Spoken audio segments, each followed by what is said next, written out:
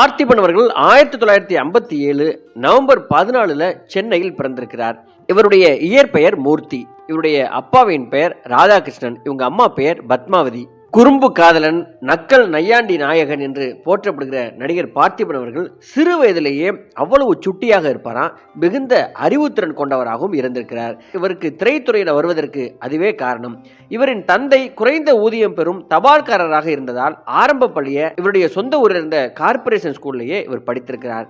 கல்லூரி கட்டணம் கூட செலுத்த முடியாமல் கடைசியில தன்னுடைய தாலியில் கிடந்த குண்டுமணி தங்கத்தை அடகு வைத்து தான் நியூ கல்லூரி என்கிற கல்லூரியில் இவரை படிக்க வைத்திருக்கிறாங்க இவங்க அம்மா. அவ்வளவு வறுமையாக இவருடைய குடும்பம் இருந்திருக்கிறது. கல்லூரியில சேர்ந்த 10வது நாளே அந்த கல்லூரி பிடிக்காமல் அடையாறில் இருக்கும் பாலிடெக்னிக் ஒன்றில் சேர பார்த்திபன் முயற்சித்ததால் அடகு வைத்த அந்த நகைகளை எல்லாம் விற்க வேண்டிய நிலைக்கு இவரின் தாயார் திருமதி பத்மாவதி தள்ளப்பட்டிருக்கிறார்.